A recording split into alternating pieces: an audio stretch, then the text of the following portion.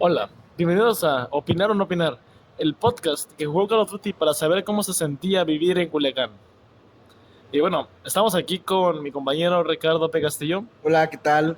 y vamos a hablar hoy sobre los asuntos y lo que ha pasado últimamente en la ciudad de Culiacán y en general sobre el narcotráfico en Guerrero y en México también. Sí, y pues le queremos pedir a los que nos escucharon una disculpa porque no pudimos grabar la semana pasada. Ya saben, tenemos ocupaciones, ¿no? Como todas las personas. Pero regresando al tema importante, pues vámonos con lo general, ¿no? Eh, la versión oficial de los hechos. En una mañanera, el viernes, sí, fue el día viernes, el presidente dice.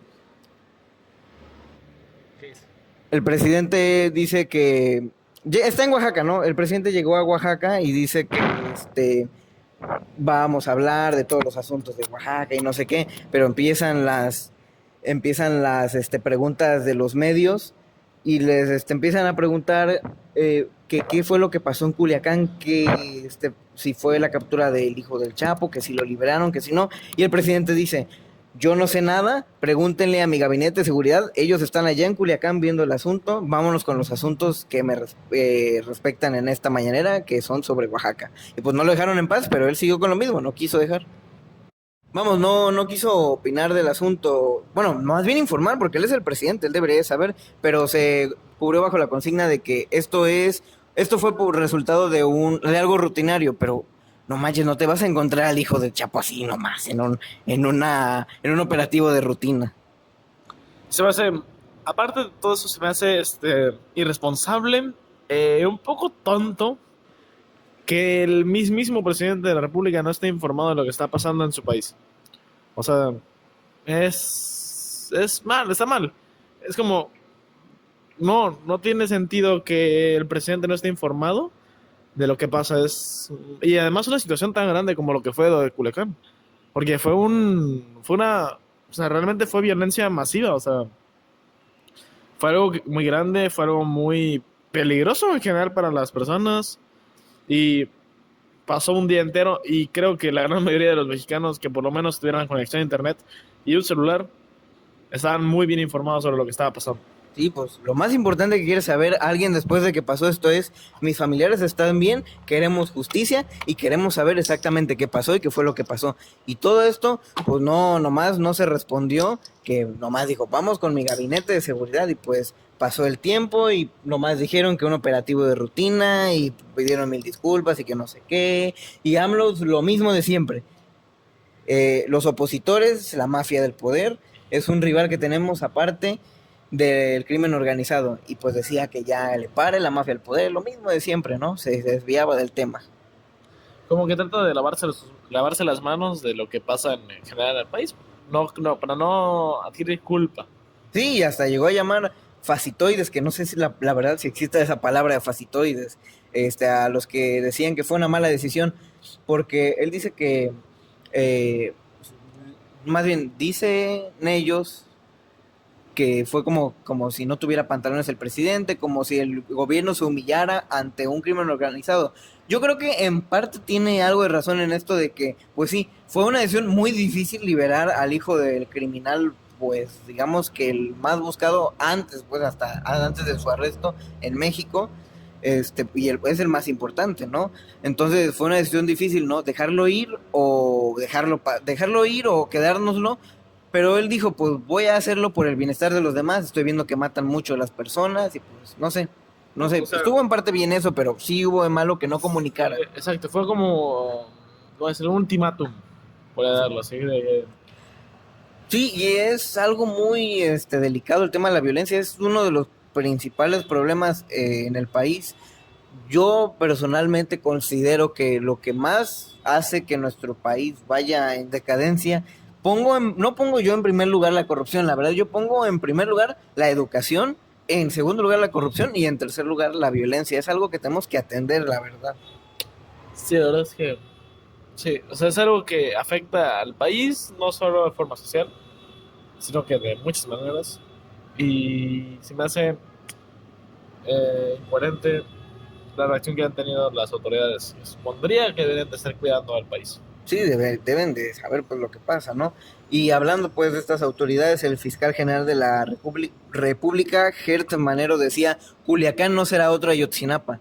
Pues aquí nos agarramos, ¿no? Para irnos hacia el sur, otro lugar muy, relacionado en este tema de la violencia es, un estado, Guerrero es un estado muy peligroso, que recordamos los eventos de Ayotzinapa, los 43 normalistas que siguen desaparecidos, que los militares, que los quemaron, que el basurero, bueno, ustedes ya saben esta historia, ¿no? El estado de Guerrero es un lugar que cada vez como que se ha ido volviendo más peligroso. Este, Pues, ¿Algo quieras decir, Hermes? Antes de porque siento que estoy diciendo mucho ya sobre este asunto. no, hablando de Guerrero, eh, a pesar de que antes, aquí en Guerrero, en el estado de Guerrero, la ciudad más importante, quizás, no solo de México, la ciudad turística, quizás una de las más importantes del mundo, Acapulco, un destino turístico que hoy en día permanece con una gran, un gran atractivo, pero más que nada nacional. Ya no es tanto atractivo extranjero. Después de que lo compararan en la Secretaría de Defensa Nacional de Estados Unidos como Afganistán, tan peligroso como Afganistán. Ah, dicen que es una zona de guerra. Está muy loquito eso, pero pues sí es muy peligroso, la verdad. Entonces sí, es un poco de exageración, pero bueno, es, es una prevención a los ciudadanos. Ahí. Sí, en el puerto pues está muy peligroso, la verdad. Y es que yo hace algún tiempo vi mapas de cómo estaba repartido el poder del crimen organizado, del narcotráfico, y realmente, Recuerdo haber visto ajá, un mapa así. bueno, y la gran mayoría de ellos estaban centralizados en Guerrero, estaban así de que había todo el país y todos coinciden, o la gran mayoría coincidía, en que estaban enfocados, o no enfocados, pero estaban cubriendo a Guerrero. No, o sea O sea, todos están encima de que había Guerrero. como varios, digamos, el mapa no tenía varios colores, todos los colorcitos estaban ahí Ajá, sobre sí, sí. Guerrero, ¿no? Pero es que, si te vas a pensar, es algo que igual tiene que pasar porque Guerrero es, bueno, no Guerrero, Acapulco, porque la parte más importante de Guerrero es Acapulco, la región más importante es Acapulco, la parte donde se mueve más dinero es Acapulco, lo Sí. principal es Acapulco. Entonces, todos estos grupos de narcotráfico o de crimen organizado van a buscar controlar Acapulco, porque si controlas Acapulco, controlas todo Guerrero. Pues sí, sí. Y todos estos grupos quieren lo mismo, control o poder sobre otros. Y es por eso que se genera tanta violencia en Acapulco, porque hay tantos grupos peleando entre ellos al mismo tiempo que, pues, es una guerra. Literalmente es una guerra entre ellos mismos, es una guerra interna, pero que desafortunadamente pasa a traer también a la población. Sí, pues esto de... Pero lo de la guerra interna ya se extendió, sobre todo pues con esos asuntos, ¿no? En 2006, recordemos que, este, recordemos que estaba el presidente Felipe Calderón y él le declaró la guerra al narcotráfico, entonces se agravó la situación en todo el país, ¿no? El narcotráfico pues, se lo tomó en serio, ¿no? El Estado contra el narco. Y luego, no sé si las personas de Acapulco recuerden, pero creo que fue un día de enero, ¿no? En 2006, que hubo un enfrentamiento en la garita entre narcos y policías que duró 40 minutos. Fue una balacera, pues, increíble, ¿no? Y se dice que desde entonces se desató todo este crimen de narcotráfico y digamos que lo peor que ha sucedido en los últimos años desde ese momento, porque se utilizaban granadas de mano, había rifles, AK-47, R-15, había coches quemados, numerosos Vaya, o muertos. sea, armas y violencia excesiva, armas de gran calibre, armas que, no manches, armas, vaya, de guerra, o sea. Sí, yo me acuerdo que hasta suspendieron las clases en ese momento, ese día, pues andaban Sí. todos con la psicosis de que vamos a balacear las escuelas, o sea, todo enloqueció. Y pues desde entonces siguió avanzando este problema de la violencia. Ahora, casi casi que todos participan en este tema de la violencia, ya sea como miembros o como víctimas, no tanto víctimas porque se han metido, sino víctimas accidentales. Yo creo que en Acapulco no hay una sola persona que no haya sufrido algo relacionado con la violencia. Quizás partes de la sociedad o sectores de la sociedad que son altos, probablemente no. Esas partes de la sociedad, esas personas que tienen un estatus social alto y esto probablemente no lo hayan sufrido o probablemente no lo hayan tenido. Bueno, no, quizá no, pero algunos sí, pues. Pero O sea, vaya, la gente normal, la gente en general que vive en Acapulco, yo creo que sí. Sí, sí te doy esa. sí, si la gente normal, pues, oye, estamos en un... Guerrero es un estado que, no lo digo en tono despectivo, pero se caracteriza por ser pobre porque, pues, digamos que es un estado relativamente nuevo. Y pues, para mí es un estado muy importante porque aquí empezó la independencia, yo lo llamo, me gusta llamarlo el estado de los movimientos, porque de aquí empiezan pues las grandes movilizaciones, ¿no? O sea, un estado revolucionario. Sí, es un estado revolucionario y pues eso lo hace como que, pues no sé, la gente le gusta la violencia, casi casi por decirlo así, y pues aquí viene el narco y luego la gente pues tiene problemas económicos y luego como que se mete o se mete como que a trabajar de eso por decirlo así, o los mismos miembros criminales traen a la gente y les dan incluso promesas o los meten a la fuerza, que ahorita ya lo están metiendo a la fuerza, ya no es de que si quieres o no. Es cierto, muy cierto, muy cierto. Sí, y pues pasa el problema de que piden cuota, extorsiones, secuestros, robos, llegan a los asesinatos. Es un problema muy grave la violencia aquí en Acapulco. Y que es algo que no es, o sea, el narcotráfico o esto no es nuevo. Para nada es nuevo. No, para nada, en todos los países pasa. De hecho, si te pones a pensar, no es como una solución, pero siento que sería una forma viable de parar tanta violencia. Si en algún punto hubiera solo un grupo que manejara todo, sería mucho más factible, mucho mejor se desarrollan las cosas. Un ejemplo claro, ciudades grandes como Miami, Los Ángeles, ciudades que, si bien, o sea, todos estamos entendidos que las ciudades grandes son un gran flujo de drogas. Sí. ¿Quién crees que distribuye esas drogas? Un solo grupo. Sí, Porque un solo grupo llega y dice, aquí están las drogas, véndelas. No son un montón de grupos queriendo dominar. No, o sea, es solo uno. Y en esas ciudades no hay, o sea, sí hay violencia, obviamente ajuste de cuentas, pero entre ellos mismos. Y no es lo mismo que haya un asesinato al día, o dos, o tres, a que haya hasta 30 en un día.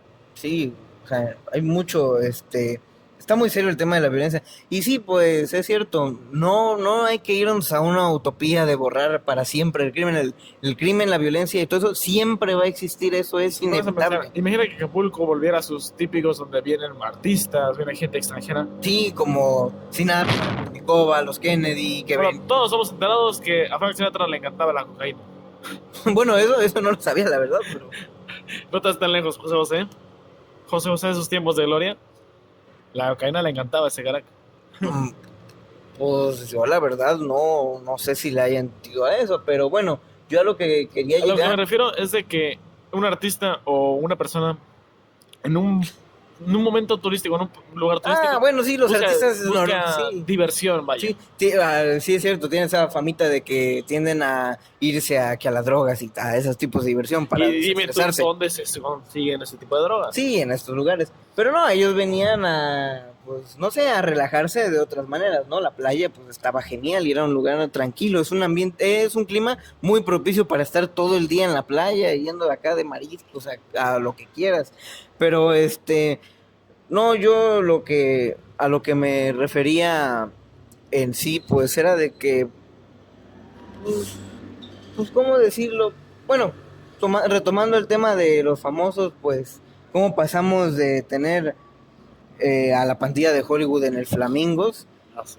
Sí, de hecho, hay una historia de ellos que literalmente un día se metieron tanta coca que estuvieron en el viaje 3 días. O sea, es como... Está curiosa esa historia, no me la conocía.